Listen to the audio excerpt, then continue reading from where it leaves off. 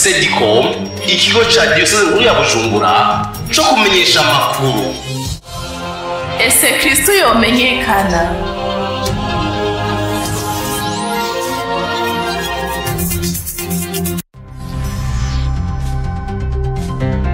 Amakuru mu Kirundi mushikirizwa na Sedicom.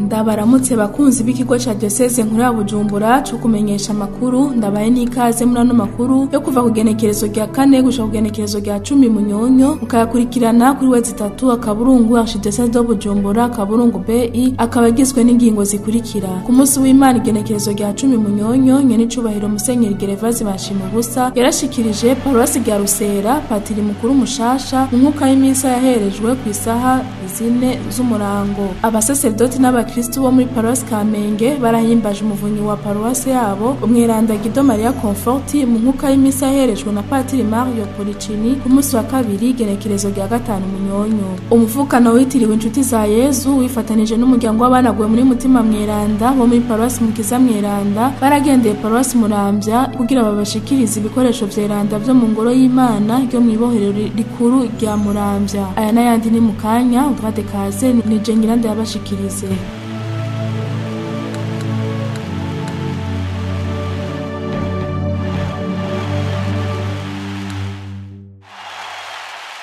Ndasubiye kubaha ikaze. Duherano makuru ku makuru y'abasaserdoti muri Paroisse rya Rusera iri muri Vikaria Muramvya muri Diocese nkuru ya Bujumbura. Karakanyamuneza ku munsi w'Imana igenekerezo rya 10 Munyonyo, aho nyene icubahiro Musenyeri Gervase Bashimubusa yashikiriza umuryango wa Paroisse rya Rusera patiri mukuru mushasha patiri Fulgence Habonimana kugira ngo ashikirize igihugu c'Imana ijambo ry'Imana, abandanye hagararira ukwemera ku Ecclesia, yongera afashe abashinzwe kubaberanda. Nido na Ernest Ndayikeza. Ibirori vy'inkuka y'imisa byatangwe igihe cy'isaha 4 zo mu gitondo, bitangurwa n'urugendo rwavuye mu kigo c'abasaserdoti rugana mu ngoro y'Imana. Inkuka y'imisa yari irongowe n'umwepiskopi mukuru wa Diocese nkuru ya Bujumbura Gervase Bashimubusa ari kumwe na patiri mukuru wa Paroisse ya Kiganda, akaba ari nawe ahagarariye intara y'ubutumwa ya Muramvya, abasaserdoti b'imvukira za Paroisse ya Rusera hamwe n'abihebeye Imana. Umwepiskopi yaciye abaja imbere mu nkuka y'imisa aributsa abaraho icabakoraniye. Uwo mwanya nyene umusaserdoti mushasha Fulgence Habonimana yaciye ashikiriza igisabisho c'inama y'abatumwa mu ntumbero yo kugaragaza ukwemera afitiye Ecclesia. Mu nsiguro yiwe umwepiskopi mukuru wa Diocese nkuru ya Bujumbura Gervase Bashimubusa yabwiye abaraho ko patiri mukuru arwika muri Paroisse ngo abandanye ashikiriza igihugu c'Imana ijambo ry'Imana kandi ngo abandanye ahagararira ukwemera ku Ecclesia y'Imana. Patiri mukuru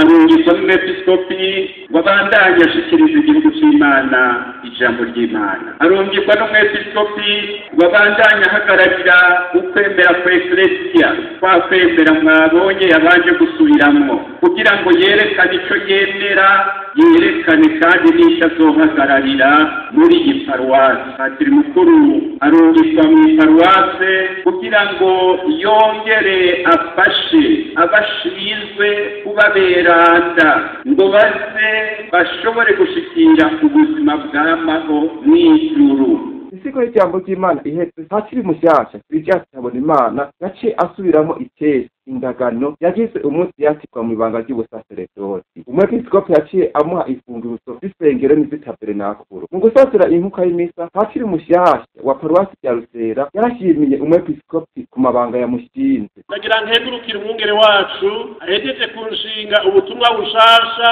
imbere yanyu, ubutumwa bwo kurongora Paroisse ya Rusera. Mu gitabo c'amategeko ya Ecclesia teko ry'amajana 519 biratombora neza ubutumwa bwa patiri mukuru mu Paroisse bigisha gutagatifuza no kurongora igihugu c'Imana. None umwungere wacu ubwo butumwa bushikirije ndabwakiriye kandi mu magara make mfise ndakwemereye ko nzoburangura neza nizigiye ko inema y'Imana izomfasha. Nk'uko ari misa iheze abakristo baciye basangirira hamwe amasaka. Tubibutse ko ivyo birori byari vyatewe iteka n'umushikiranganji w'amagara y'abantu Tade Ndikumana, akaba asanzwe ari n'imvukira ya paruwasi ya Rusera hamwe n'abahagariye umutekano n'abandi banyene icubahiro. Ernest Ndayikeza, Sedicom, paruwasi ya Rusera. Arakoze Ernest Ndayikeza. Kwigenekerezo rya gatanu Munyonyo muri paruwasi Kamenge hakara akanyamuneza ntangere haba mu basaserdoti eka mbere no mu bakristo kuko ariho bahimbaje umuvunyi w'iyo paruwase umweranda Guido Maria Conforti. Ibirori vyatangujwe n'inkuka ya misa yaherejwe ku isaha 11:30 y'umugoroba irongowe na Patiri Mario Policini arongoye iyo paruwase. Inkuru twashikirijwe na Odas Nkengurutse.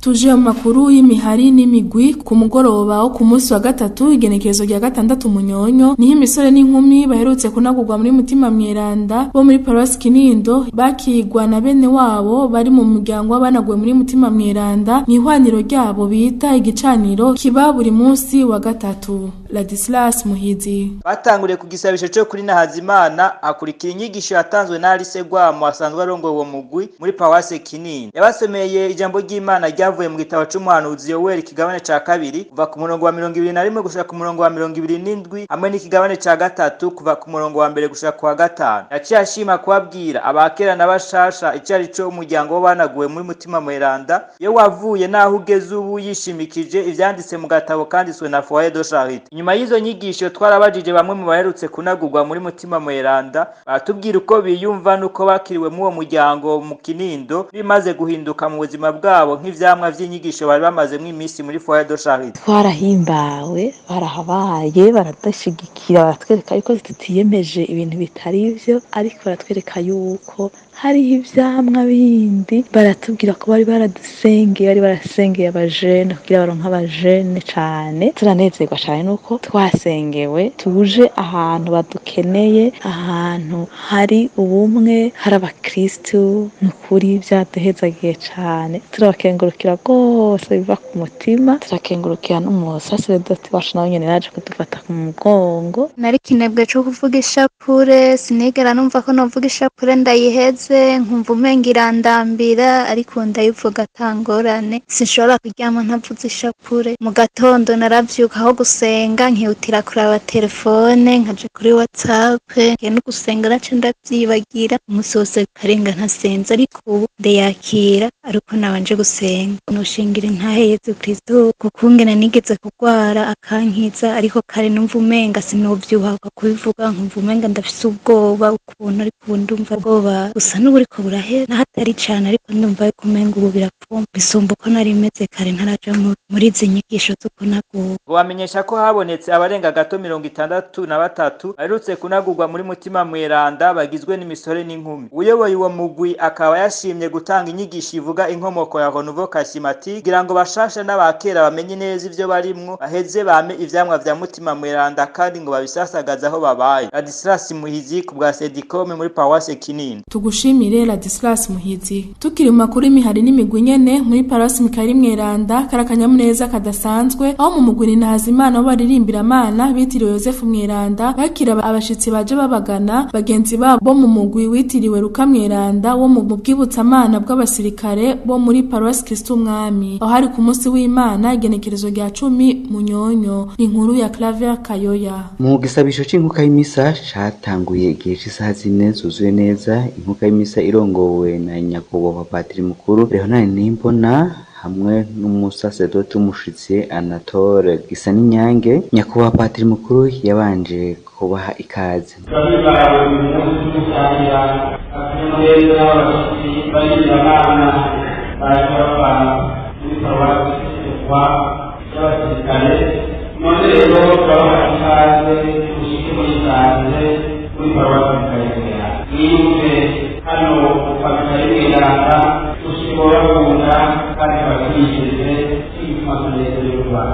mu nsiguro y'ijambo ry'Imana Patiri mukuru yisunze ibisomwa vyari vyatekanijwe kuri uyo munsi w'Imana Dominika ya 32 y'umwaka w'amasabamana C. Akanyamuneza kari keshi mu ndirimbo zasamirana mu nkuka y'imisa kuko abo baririmbira Imana bo muri Chorale Serike nibo bafashije mu masabamana. Inyuma y'igisabisho c'inkuka y'imisa urubanza rwacu rubandaniriza mu kibanza c'imanza. Indirimbo, intambo n'imvyino birasamirana. Mu majambo yagiye arahererekanwa cane cane kujyatanguwe na Patiri Pierre Nkunzimana, icegera c'umwibutsamana mu gisirikare c'u Burundi, yarakeje ayo makorale yompi ku nyifato yerekanye mu kuranga ubucuti buranga ayo makorale. Bagiye barafata amajambo haba ku baserukira Chorale Ninazimana n'abaserukira Chorale Serike kumwe n'abatumire, bose bagiye baragaruka ku vyiza vy'agahimbare babona kariko kariserura muri ugo rubanza. Patiri Munyabigega wa Paruwasi ya Mikene Mweranda nawe nyene yaseruye akari ku mutima ashima ubucuti abonye useruwe n'abo baririmbira Imana baje bagana irembo rya Paruwasi ya Mikene Mweranda. Mu gusozera mu kwiginana harabaye umugirwa wo gutora umwe mu baririmbira Imana muri ayo makorale yose kugira ngo habe ubucuti budasanzwe,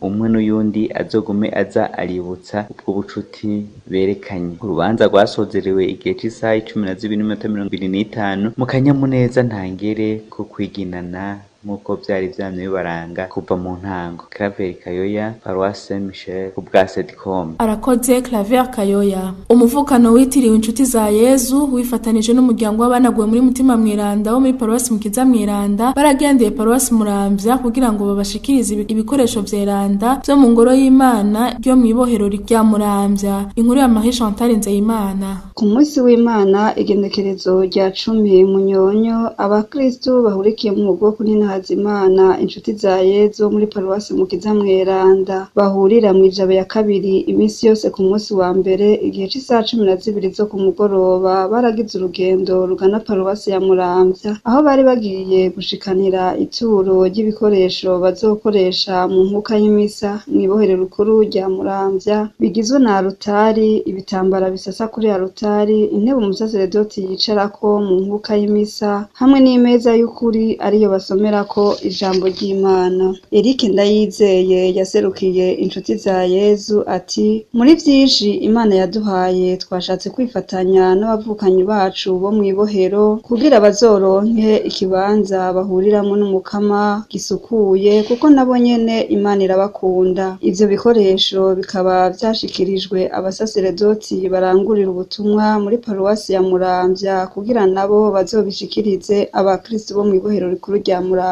Patiri Thierry Nshimirimana yafashe ijambo ku izina ry'abo basangiye ubutumwa yavuze ati hariho abantu bakeneye imfashanyo kandi namwe murabona ko mutumbereye nyaho kuko ibindi byose murabikenera kajyaho bimushikanye mugabo hariho igihambaye gisumba ibindi guhera hajya ku meza meranda kubera atari nyeranda abantu bahavoma ibyiza byinshi ni ukuvuga ibyiza by'ubuzima barabivoma hajya bariko baraheza inkuka y'imisa ko inkuka y'imisa ni isoko ry'ibintu by'ubuzima bwacu. Marie Chantal Nzeyimana, Paruwasi Mukiza Mweranda ku bwa Sedcom. Arakoze Marie Chantal Nzeyimana.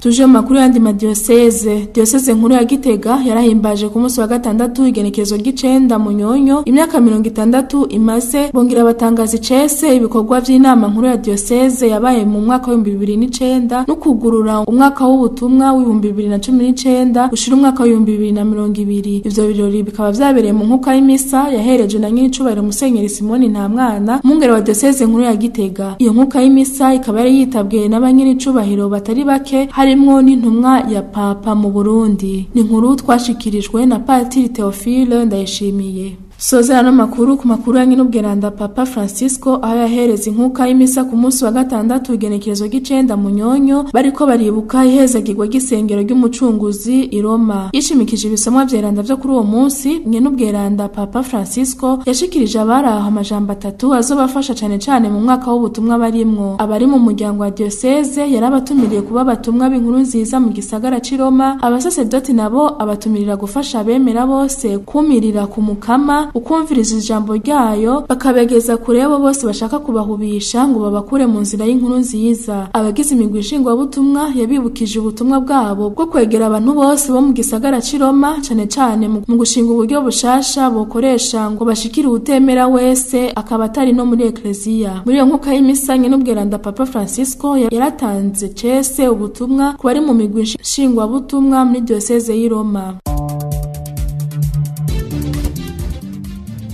Akabiri kuri iyo nkuru ndangirije ko ano makuru, nkashimira mwebwe mwese mafasha akanya ko kuyumviriza, nkashimira abagenzi banje bafashije kuyatorokanya utwadekaze no ariko arabashikiriza. Ndabifurije kuranirwa mu vyanyu vyose.